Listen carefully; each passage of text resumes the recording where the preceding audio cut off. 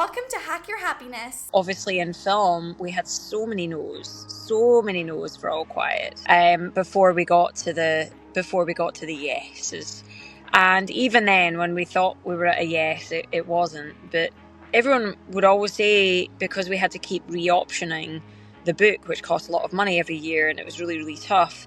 Everyone would always say, oh, just give it up, and why are you doing this? You're never going to get it off the ground. And that was such a small-minded view, and so much as, yes, there was a lot of risk and we were putting a lot of money into it, but it still had payoff. Hack Your Happiness is a podcast designed to bring you the behind the scenes of what brings iconic individuals happiness, plus their life hacks. I'm Mercedes. And I'm Anastasia. Today we are speaking with Lesley Paterson. I was always an athlete and a performer from a young age. Most people tend to choose kind of the art side or the sports side, but I was both. Lesley Paterson. Lesley Paterson. Lesley Paterson. You're like this unicorn. She's one of the writers and executive producers. Netflix movie All Quiet on the Western Front. Recently won the BAFTA Award for Best Adapted Screenplay. 7 BAFTAs, 4 Oscars. Gold medals in triathlon at the World Championship level. What are your top tips on how to stay disciplined? It's having a goal that's flexible enough. So what I would often do is, when I'm in the pursuit of something, I have many different ways in which I define success. Top 3 tips for anyone to not be defined by one thing. So in anything that you're doing, you're going to go through good spells, you're going to go through bad spells, but really focus in on why am I doing what I'm doing? Did you ever feel pressure to box yourself towards a specific direction? Yeah, definitely. I mean, I was told you can only focus on one thing. Otherwise you're not going to be really good. How can a little girl from Scotland ever get there?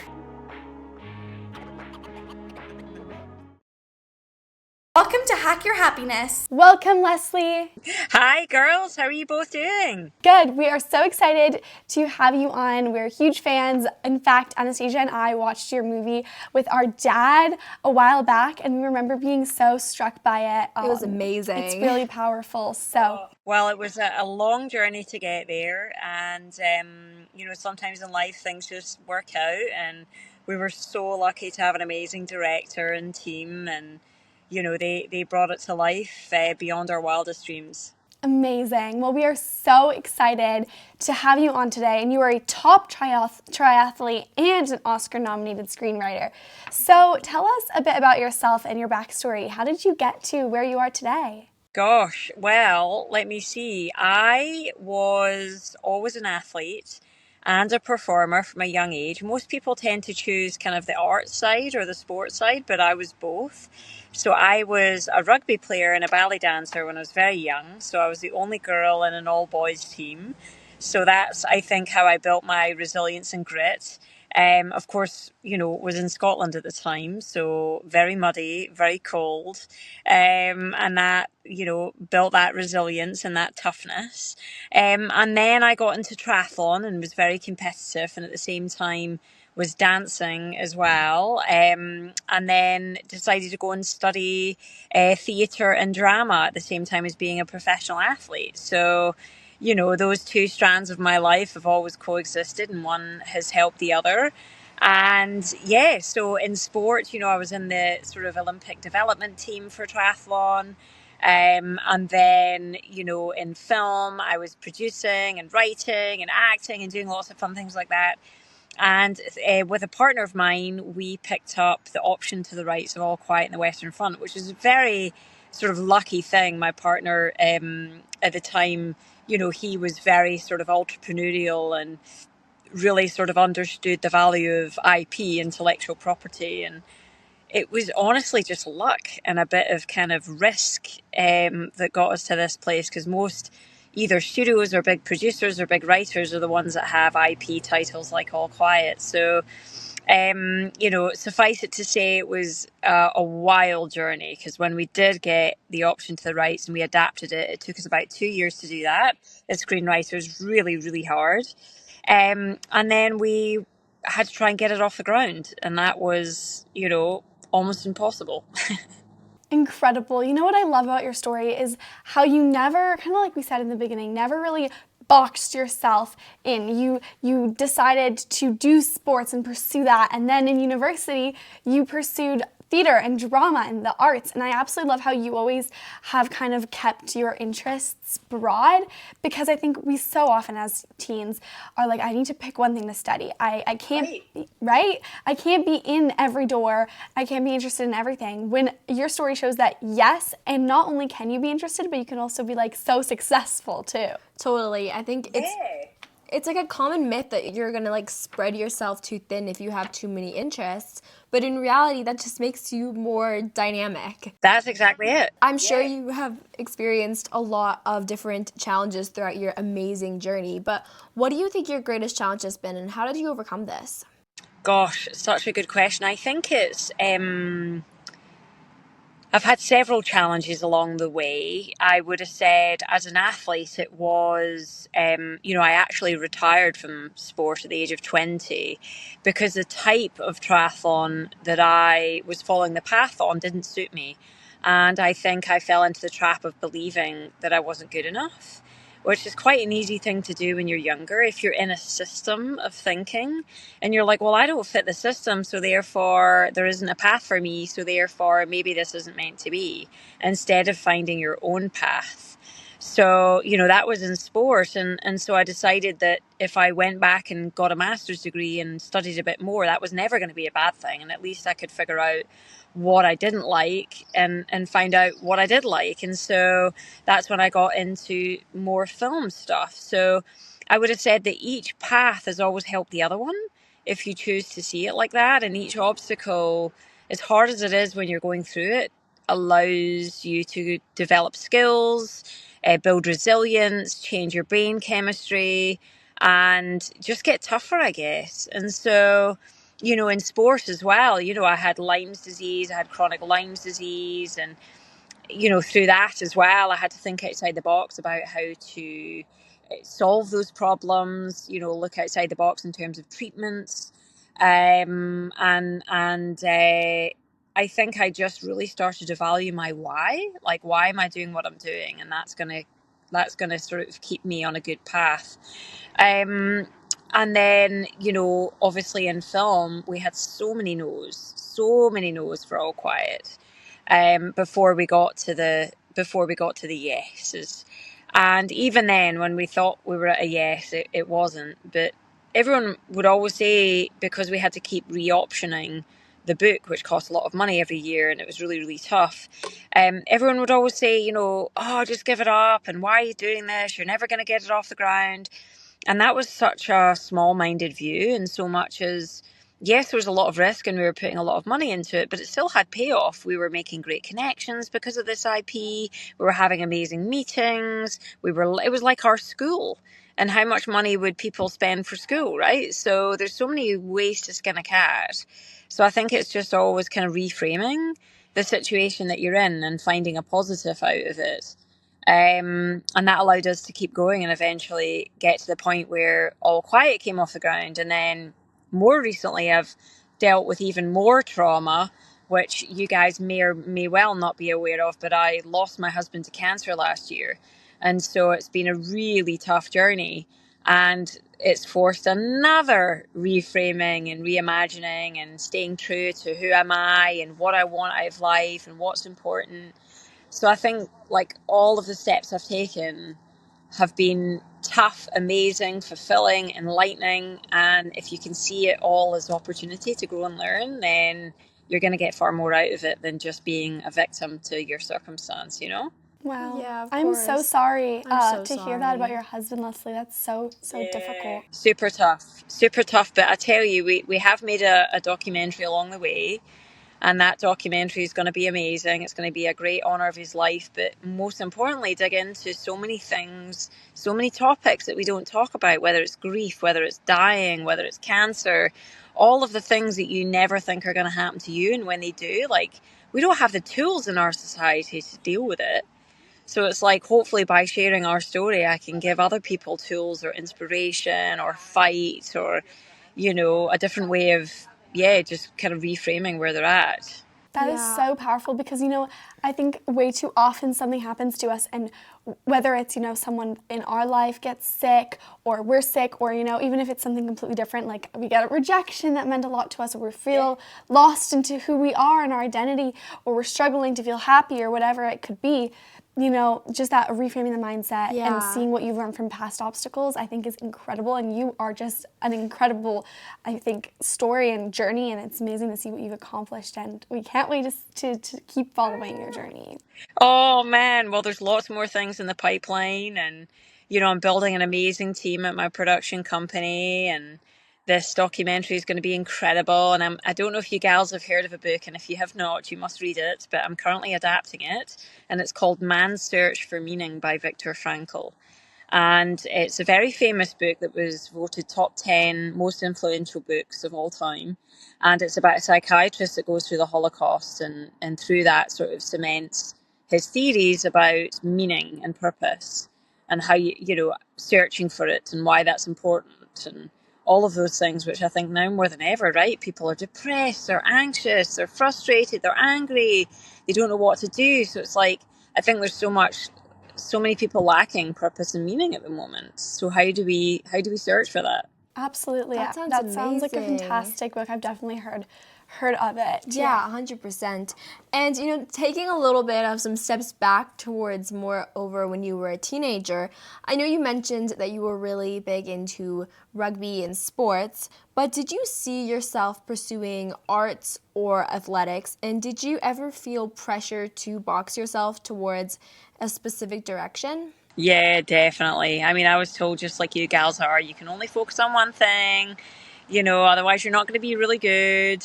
And I always wanted to get into the arts in some capacity, but I think certainly, I mean, I was from a small town in Scotland, and this was, I was growing up in the 90s, and you look at these big films or these stars or these, productions, and you think, how the heck, like, how can a little girl from Scotland ever get there, And it feels such an insurmountable task that I didn't even know what jobs existed or how it might even be possible.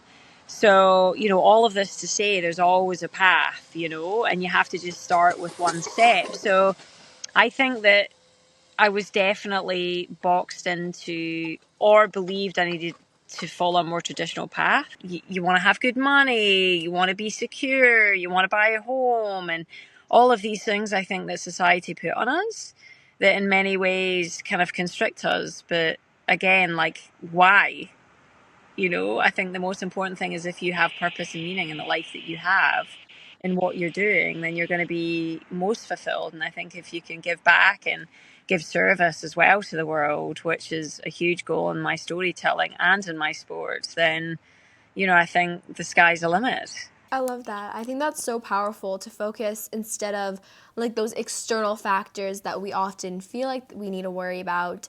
Focusing first on, what am I interested in? What am I excited about? What kind of makes me excited to wake up and do stuff every morning? And while you're at it, also focus on giving back to the community, which I think is so amazing. Exactly. And so I think a lot of teens need to take this mindset reframe that you have, and that, is so essential to feeling satisfied and fulfilling different parts of your life. So Lesley, what would you say are your top 3 tips for anyone to not be defined by one thing? Oh, my top tips. Let's see. I think you have to be true to your why. So in anything that you're doing, you're going to go through good spells, you're going to go through bad spells, but really focus in on, like, why am I doing what I'm doing? Why is it important to me? And I think if you really nail that and you keep that as your kind of guiding star, so to speak, or your guiding light, then that's going to stop all of the naysayers from distracting you and taking you down paths that you don't want to do. And then I think probably the most important thing for me is mastery of craft. So focusing on the process, not the outcome. Because if you focus on the outcome, it's probably never going to come. And then you're always going to fail, right? But if you focus on the process and you find beauty and joy and happiness and fulfillment in that, then the outcome doesn't matter. And when it ceases to matter, that's when actually you get success. So it's a very it's a very ironic thing, but that's something that, I've really dug into a lot. And then the other top tip is find a way to make a difference in the world. Like, what is it? Through sport, I think a lot of it for me was coaching or being a point of inspiration for people. Because one of the biggest things I think most folks think is when you are successful, that it's come easy to you, that you're an overnight success, that aren't you lucky, and so on and so forth. But of course I'm lucky. I've got great parents. I've had a great background. I'm very, very fortunate. And I'm always reminding myself of that. But, it comes with a lot of failure, a lot of doubt. And I think as long as you're expressing that and telling that to people, and you're bonding over your vulnerabilities, not your strengths, then you're going to feel like, hey, listen, I can do this too. Like when I say, hey, listen, I'm so nervous. Before a big race, I go to the bathroom a million times. Or, I doubt, I cannot sleep all the night before because I'm doubting whether or not I'm good enough. Oh my God, you do? And as soon as you realize all of your faults and weaknesses and doubts and all of your failures, then they sort of think, well, maybe I can do it too. So as long as I can inspire people in that regard, then that's massive for me. And then the other thing in terms of making a difference is I want to tell stories. I want to have content out there that makes a difference. We know that storytelling can change behaviors, can really have an impact on people's lives. So I want to tell stories that really make a difference. So that's why some of the projects I'm a part of now are really profound and interesting and tough and exciting, and Incredible. Those are all such essential tips, and I'm really, really happy you shared those because it's all about finding a deeper meaning and a deeper purpose. And when we start to see our life as like a means to help others, we can find so much happiness and fulfillment in that. And there's so many streams and ways to make an impact to help others. And having that kind of North Star is so important. And like, I read this book recently, and it's a business book, but it's all about entrepreneurship and like how every company, and I think just like every individual person, you need to have like a North Star that guides you. And there's different like goals along the way, but all of them, every single goal is towards that North Star. And you can never really reach the North Star. And that's your why, it's your purpose. You're always trying to get there. And that's why we can't be too focused on like always being perfect, because it's impossible to be perfect. But when we focus consistently on small things that we can do to get there, and small ways that we can pursue our passion, and even if it's like in an undefined way, maybe it's not like the traditional, job or career, it's all a way to get towards that North Star of whatever it is, helping people, spreading a certain story, supporting a certain cause, doing whatever we feel passionate about. And I know like Anastasia and I, with our company, Small Bits of Happiness, we have found that there's so many different ways to find happiness in daily life, and there's so many different ways for us to help others. Like we have a podcast where we share other people's advice, and then we have products for people to, purchase and build those happy habits of their own. And then we have, speaking conventions and things like that, where we share directly with audience members how to find happiness. And so there's so many different ways to pursue something you're interested in, that really we need to stop limiting ourselves like that. That's it. And it's so amazing that you girls are doing this, because I think what you're showing is an immense amount of resilience. And yes, you're scared. Yes, you feel fearful. I'm sure many times you think, how are we going to do this? And then you just give it a go. You just give it a go, and then you're doing it together, which is so cool. So it's inspirational to me even. Thank you. Yeah, just focus on the process. Totally. And I also love how you shared about also being like relatable to other people, because I feel like also once you've achieved success, it can be so easy for other people to say, like you said, Lesley, that, oh, you were lucky. Oh, I wish I was able to be as perfect at this as you are. But like sharing, oh, I do this all the time when I get nervous too. And also sharing some of your flaws can make it even easier and almost encourage the other person, because they realize that you had tough times too. You have flaws as well. And even though you had that, you still kept going. Right. And that's it, isn't it? I think, too often we're in a situation, I think social media does this as well, where we're it's impression management. We're trying to put forth that everything's perfect, everything's awesome, am I great? And there's so much ego posturing. It's like if you put that aside and really focus on your higher self and your purpose and what, and it's not, it's not always going to work. You're not always going to be in that space, but if you can try and focus on that piece of it, and I think it's really been lovely to work with a lot more women as well, because I think that women are probably more likely to admit fault and sometimes, to a fault. But, I think if you can just push aside that ego and be in service of whatever it is you're trying to achieve, then you're going to have far greater success. For sure. Exactly. I feel like it also somehow roots back to patience almost. And as being such an amazing and renowned screenwriter and top athlete, I would assume that you are definitely a very patient person, especially since you mentioned that it took 2 years to convert it into a script. What's your top tip for being patient? Oh my God. People are going to laugh if they hear me on this podcast, because I am anything but patient. I'm probably one of the most impatient people, but that's where that drive comes from. And I think, I guess it's patience in what form, right? So I'm impatient enough to want to keep pushing, but I'm patient enough to know that in order to master something, it takes a lot of time and effort. And there's joy in that time and effort and that pursuit. So I think it's patience in some things and total impatience in others. I agree. It's interesting because, there's such a healthy medium and balance. We don't want to be too impatient, because if we just are rushing through everything in life, rushing through every social interaction, through every moment, we're never going to be happy and feeling we're actually enjoying the moments we're living through. But at the same time, we need to have that kind of drive towards whatever it is, towards learning more about ourselves, towards pursuing something we're interested in. If we are so patient that we think things are just going to show up at our front steps, then we might not feel so satisfied over time. Yeah, so it's like finding that middle ground of impatience and patience. Totally. Yeah, that's it. That's absolutely it. And I don't always get it right. And let me tell you, if I've not eaten or I'm hungry, I'm definitely impatient. Oh my goodness gracious.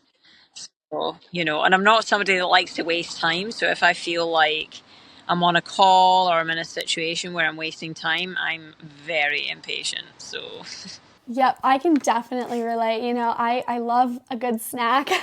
And also, if we feel like we're wasting our time and we feel like, we could be doing something else that we're interested in, I think that's sometimes why it can be so frustrating, kind of going back to that idea of boxes, saying oh, I can only be an athlete, or I can only be, interested in the sciences or in the arts. When we box ourselves like that, we can start to feel like we're wasting our time when we're pursuing anything else. But realistically, when you're exploring your interests and learning about yourself, it's not a waste of time. Oh, totally. And I think that having diversity, and that's kind of to your point, Anastasia, is it makes you more versatile. And curiosity is the key to success in any field. So I think if you're just going down one path, then it's difficult to be curious. So being exposed to so many different ways of doing things and understanding how the skills that you're learning in one is going to cross over to the next is any good entrepreneur, I think, has that. Yeah, absolutely. Yeah. But I think sometimes, it's almost like that fear of failure. We're scared to try something new or branch out, because what if we fail? Yeah, totally. And it also goes back to that discipline and making sure that you keep going. And I know that oftentimes, because of that fear, like Mercedes talked about, that teens can be scared to start a goal or a project out of fear that we won't see it through. So what are your top tips on how to stay disciplined? We just wanted to take a quick pause from today's interview and tell you about how you can bring a small bit of happiness to your home. This is our game that Anastasia and I have designed, Mission's Small Bits of Happiness, and it's got 100 unique fun things to do to feel happier daily, so that you can build happy habits, connect with your family and friends, and learn what brings you happiness, all from your home. Anastasia, pick a card. There's activities, conversation starters, reflection prompts, and more. Okay. Listen to something new. Try a new genre of music, or ask your friends for their song recommendations. Or try Googling music genres. I guess this will also count for if we listen to a new podcast tonight. Totally. We're gonna have to check one out. But each card features your mission, because there's 100 missions to happiness. It only takes 66 days to build a habit, so this way you've got an ample amount of things to do to build happy habits. It tells you why doing this activity will make you feel happier, because did you know that learning and trying something new boosts our confidence, gives us new skills, and makes us happier? Plus, whenever applicable, which it is on most cards, a QR code that will bring you to a recipe, a playlist, an activity, or anything else. Even facts about why this activity makes you happy in more of long-form content style. All right, let's get back to the interview. But before we go, you can grab your own Mission Small Bits of Happiness in the show notes. Yeah, so I think it's having a goal that's flexible enough. So what I would often do, either in film or in sport, is when I'm in the pursuit of something, I have many different ways in which I define success. So I kind of have this rubric. So for example, when I was going out to race, I would go into any race with like 25 different things that I want to attack. It's not just about the outcome of the race. So maybe in triathlon, maybe it might be that I'm going to focus on nutrition. I want to make sure I get X amount of calories in. Or, on the mindset, if I have a negative thought, I'm going to counter it with a positive one every time. Or, if I get the pacing right in the run, so I'm trying to clock off certain minute miles, So there can be a myriad of different things in which we sort of assess whether or not something was successful. And if you've got enough things, you're always going to come out of any situation with a positivity. So maybe if you're starting something new, it is a case of, writing out all of the different things within that goal that you can monitor progress. And you'll find that, out of the 50 things that you write down, you're at least going to get 10. So there's always going to be something positive that comes out of it. And we know the brain chemistry, just by achieving something, just by completing something, we actually get an increase in dopamine. And that dopamine surge actually motivates us to then go on and do more. But also as well, like what I would often do, and Simon, my husband, was a psychologist, and so he taught me about a part of the brain called the anterior mid-cingulate cortex, which sits behind the eyes, and it monitors emotional and physical pain, and it actually gets more dense with the sort of more obstacles that we overcome, and that increase in density helps us cope with the next harder thing. So I used to always think about anything that is really challenging in my life that I'm approaching is actually like brain training. I'm actually physically, like you're working out, we call it the overload principle, how you build muscles, right? You kind of tax them out so that they're super sore and super tired, then you rest them up and they get bigger and stronger as a result. Same with your brain. So it's like, see that attack as brain training. So those are a few things to kind of keep people motivated. Incredible. I love that. I love like the brain training angle. It's like when something's going wrong, when there's a challenge. I remember my 4th grade math teacher would always tell me this when I was working on a problem that I was really difficult. And I was like, oh, I don't like this. I like when the problems are easy. She was like, yeah, but your brain grows and gets stronger at learning when you're doing those problems that are hard. So kind of visualizing like, oh, I'm going through this challenge right now, but it's making me stronger in the long run. Big time. That's it. And anybody that's reached success has had so much failure to get there. And I don't even like the use of the word failure. That sounds negative. It's positive. It's an opportunity to grow and learn. I think what's so fascinating is kind of what you said there is like we can literally change how we see every time the setback happens. So like if we're afraid to embark on something, maybe we're scared to quit our current extracurricular and like start a new one, or we're scared of changing subjects or changing, like thinking into what you want to study post high school and being like, you know what, maybe I don't want to do what I've been thinking I want to do for the past 3 years of my life. Right. Whatever it might be that we're nervous of doing, even if it's like hanging out with a new group of people, realizing that if I fail, I'm actually like just training my brain to become stronger and more resilient. Exactly. And that's such a good thing. It's just like going to the gym and like doing a good workout. It's like, that's what a failure does. There is no bad option, because you're going to take something out of every situation that's come your way. You know, it's like even, okay, so look at the death of my husband, which has been super tragic and very, very hard. But at the same time, what has it done for me? It has, brought my family together closer. I've got this amazing circle of friends. It has made me so grateful for what I did have in that relationship. It's, freed me up to embark on a different part of my life. Like, there's so many ways to reframe it. And if you don't find that positivity in your situation, there's always a way to find something positive. Always, always, always. Incredible. I mean, Lesley, your mindset is something that I think we all strive to build into our lives. And kind of within the same vein, like you kind of said, we all experience different things, but really if we go through life always pulling from what we've experienced in the past, be it something sad that happened, a loss, or maybe a setback, or maybe it's something positive that we got that dopamine, we felt rewarded by achieving, like whatever it is, if we go through life with that mindset, constantly being curious and pulling in what we've learned in the past to drive us forwards, we're going to feel a lot more happy, fulfilled, and thankful for what we've experienced in the past. And so looking at your current career of like making a film production studio and reflecting on like the things you've done in the past in both athletics and the arts, what would you say is like kind of the intersection between those two different aspects of your life, and how did they help you become who you are now and reaching happiness and satisfaction and success? Your listening truly means the entire world to Anastasia and I, and we would love to invite you to join the Happiness family, which is completely free, and that way you'll never miss another episode of Hack Your Happiness. You can join the family by following this podcast on whichever podcast listening platform you're on now. So I would have said that the creativity, what it does is it really works part of your brain that makes you think outside the box.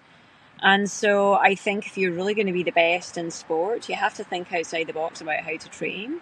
So in that regard, that creative mindset helped me develop different strategies of training, different types of workouts, different ways of achieving things that really benefited the way that my mind works. And I think as well, creativity, what it does, and certainly storytelling, is it makes you look at the world, it makes you assess yourself, because when you're developing characters, you kind of have to understand, well, how am I as Lesley Paterson? How do I think and feel? Why am I the way I am? What's my wound? What's my intention? What is my obstacle I'm overcoming? So if you can understand your own life in those terms, it helps you master your own self. And I think that that's necessary if you're going to get to the top in sport. And then I would have said in sport, the discipline, training and pushing through and overcoming adversity on a physical side and a mental side made me so much more disciplined in my arts, and in so much as it's really hard writing. It's really hard making films and TV. There's so many no's, and you just are able to kind of keep coming back. Because I've, been at the bottom and been off the back so many times in sport. I'm familiar with that feeling. So it's easy for me to kind of like keep recentering and keep pushing forward. And then, I think when it comes to writing and film as well, it often seems very ethereal, but yet you can always create structure within the artistic mindset, so that you always feel like you're progressing and moving forward. Even if you've had, what some would call a writer's block day, there's always something you know how to pivot, how to always get something out of a situation. So yeah, those are just a few, but there's kind of a bunch. I find it so fascinating and amazing that you've experienced so many different facets of life, and there's a way for all of them to intercept and to help one another. And I just think that it's so important to also, have these kinds of experiences, especially for teens, to know that it's okay to move out of your comfort zone. It's okay to try new things, even if it's not something that you would consider. Maybe if you consider yourself more artistic or academic, trying these things isn't going to set you back on the goal you're trying to achieve. It can help you in different ways than you might actually think. That's it. I always think having any experience is better than having none. Yes, totally. 100%. And I feel like also as teenagers, it can be a very emotional time, especially when you're trying new things and facing so much uncertainty. So what is your top advice to navigate one's emotions and not allow these negative emotions and thoughts, like you were talking about when you're running and you're trying to reaffirm with positivity, get the best of you? Yep.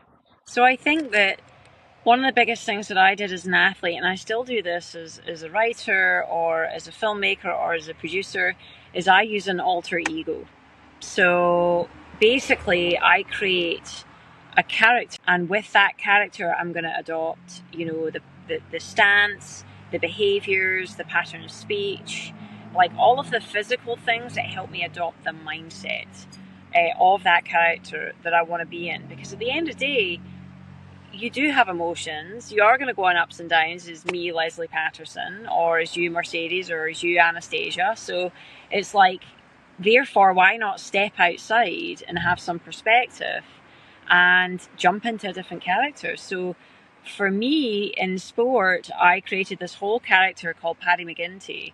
And I had videos, I had pictures, I even had a uniform, I had certain postures and things that could help me get into Paddy. And Paddy was somebody that, never gives up, always gets up off the ground when they're knocked down, doesn't give a shit what anyone thinks. Like all of these sort of aspects of my personality that is just quite difficult to overcome, especially when you're suffering and pain or having a tough time.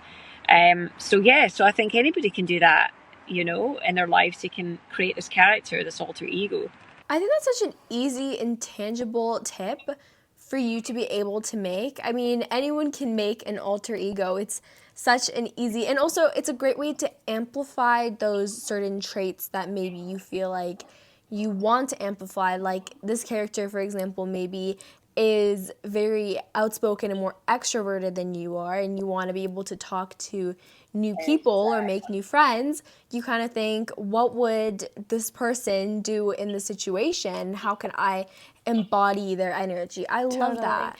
And I think like almost making your alter ego like an older version of yourself. Like I know I've tried this tactic a few times and I'm like, what would Mercedes in like 10 years do? Because that's the version of me that I want to be. So I'm gonna like embody that kind of energy now. That's it. And we know from a behavioral standpoint that, we always thought that thoughts impact emotions, impact behaviors, like it's a trickle down effect, but we actually know it can work the other way up. So behaviors affect emotions, which affect thoughts.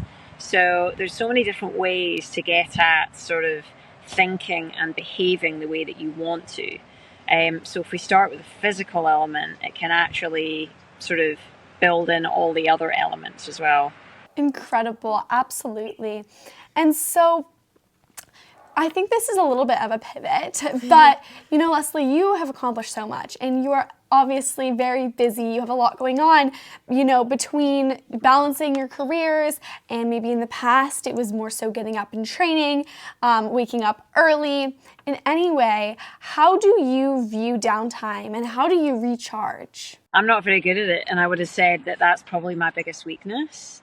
And I feel it's like really, really important to do that. I'm somebody that tends to always be on the go. And so I've had to do stuff like meditation and, make sure I put time aside for family and friends. And, I'm quite hard on myself. That's probably why I'm successful. And what we often find, and I write about this a lot of my characters have this trait, is the thing that got us to the top is also the thing that undoes us. So I think if you're aware of that, you can set things in place to really help. I wouldn't say I'm always good at it, but, in that regard, it's just being aware of who you are and how you operate, and therefore having friends, having family, having community that can kind of step in and help you address the areas where you're maybe not as strong. I love that. I think that it's a really great way to also be able to identify that weakness, because I feel like it's easy for us. I feel like it's easy to identify one or the other, but sometimes maybe for some people it's harder to identify their strengths, or for others it's harder to find their weaknesses. But I feel like that's so true, because what you're really good at, if you take it a bit too far, can then become a bad thing. Like too much of a good thing isn't always good. Totally, and that would be me. I push until I fall and I collapse. So again, that's not always a great thing, but I'm learning, I'm growing, we all are, and if we're not, then we're doing something wrong. 100%, yes. And you know what? I think it's that self-acceptance, because if we refuse to look at the parts of our life that we were not so confident in, we're like, oh, I don't want to think about the fact that I pushed too far, or I don't want to think about the fact that I'm maybe not prioritizing what I should be, because it's uncomfortable. Like, it doesn't feel good to realize that we're doing something wrong and realizing that we should be doing it maybe a little bit different. But when we do realize it, it's like this weight off our shoulders, like realizing that, yeah, maybe I should like make an effort to hang out with these people and connect with them. Maybe I should try to, take care of myself and like exercise and eat a balanced diet rather than just always eating the candy because it's the first thing that I can reach for. And so just like realizing these types of things, it's tough, but it's so essential. Like, that self-awareness is so essential. I also feel like as an athlete, you need to keep yourself accountable because, on maybe off days or days that you are not really wanting to get up. And I know we talked about discipline earlier, but how do you keep yourself accountable and make sure that you are actually achieving the goals that you want to set out and making sure that you're not just staying disciplined, but you're actually staying like true to yourself and those goals that you set out? I think, yeah, that's a really difficult thing, but having a good team around you, people around you that can help assess regularly, whether it's weekly or, monthly or yearly, like have those targets and then be honest with yourself, write down what have you done, what have you not done, and have I reached where I want to reach and what's the next step. So just continually self-assessing, I think, is really important. Totally, again, like that kind of, I guess, having that self-awareness. And so you've spoken, Lesley, about, having chronic illness and how you've dealt with those adversities, and how your journey through your chronic illness has made you more grateful for the small things. So what would you say is, what is one lesson that you will carry on from this time in your life when you were dealing with your chronic illness? I would have said sitting still, taking stock. It's one of the biggest things. Because I push so much, I think that's where I get myself into trouble. So I think even when it comes to illness, is like being okay with sitting still, meditating, breathing, being in your own space and being present. I'm always a horizon seeker, so I tend not to value what I've just achieved because I'm so busy thinking about the next thing. So yeah, just kind of sitting in the moment and appreciating what's been done. I think that's so important because I feel like it's so common in our society to be constantly like go, go, go and being constantly productive, which is amazing. And clearly you're a very productive person, but it's so important to have those moments of just like peace and reflection and meditation so that we're able to then continue going and going and getting, because otherwise we can miss those good moments. We can miss our mindfulness and just making sure, again, I feel like it's so important to have that like balance, that middle ground of mindfulness and meditation and taking a minute to be grateful and appreciating all the good things and things going right. But at the same time, we're still striving for more and we're still achieving these goals. That's exactly it. And on that note, I've not got too much longer, gals, if that's okay. I've got to strive. I've got to keep going. Sounds good. We will just ask you 2 more quick questions that we use to wrap up every single episode with our guests. Okay. First up is, what is one piece of advice that you wish you could give to your teenage self? Don't worry about what other people think. I love it. That's such a simple thing. That's easier said than done. Easier said than done. And then the second question is that we always ask everyone, what do you do every day that brings you a small bit of happiness? Activity. Honestly, it's like I love to move. I love to get out in nature. I think that's so important for people. Totally. Well, amazing. Well, thank you so much. This has been amazing. Yay! And good luck. Thank you so much for listening to this week's episode of Hack Your Happiness, and thank you so much to Lesley for joining us today. She was such an inspiring person to speak with, and I mean, I find her journey beyond insightful and inspiring. So Anastasia, what was your biggest takeaway from today? I think my biggest takeaway is that it's okay to try new things, even if you're not quite sure if you're gonna like it or not, because even if it's not exactly relevant to something you are interested in, like you wouldn't think that arts and sports would actually be connected so tightly. I don't know, I just think that trying new things and being dynamic is never a bad thing. How about you, Mercedes? Absolutely, and one of my biggest takeaways from today is the importance of mindset. I mean, Lesley has been through some really challenging times. The trenches. All of us have been through the challenging times, and just knowing that, you know, how we view the world really curates what the world ends up looking like to us. So I think that Lesley's mindset is one that we should all strive for, you know, that viewing of we're not a victim. What can I learn from everything? What can I gain from everything I've ever experienced, and bring that forward? If you enjoyed this episode, you should definitely check out our interview with 4-time Oscar winner, designer, and producer Catherine Martin. Catherine is the wife of director Baz Luhrmann, and she is the producer and costume designer for movies such as Moulin Rouge, Elvis, and The Great Gatsby. So tune into her episode all about hacks on how to live a happier life. I felt that I have been consistent at a lot of things, of learning skills, and you kind of feel like, oh, this is just terrible. I'm just like a tortoise. I'm just going in a straight line. But then all of a sudden, you will have these kind of massive exponential growth in what you're able to do. You can listen now. It's linked in our show notes. If you enjoyed this week's episode of Hack Your Happiness, please leave us a 5-star review from wherever you're listening. It really helps us out and we really appreciate it. Also, we would love to invite you to join our happiness family. It is completely free. That way you'll never miss another podcast episode. And also, we would just really love to have you. It means the world. You can join the happiness family by following this podcast on whichever podcast listening platform you are on now. See you next time.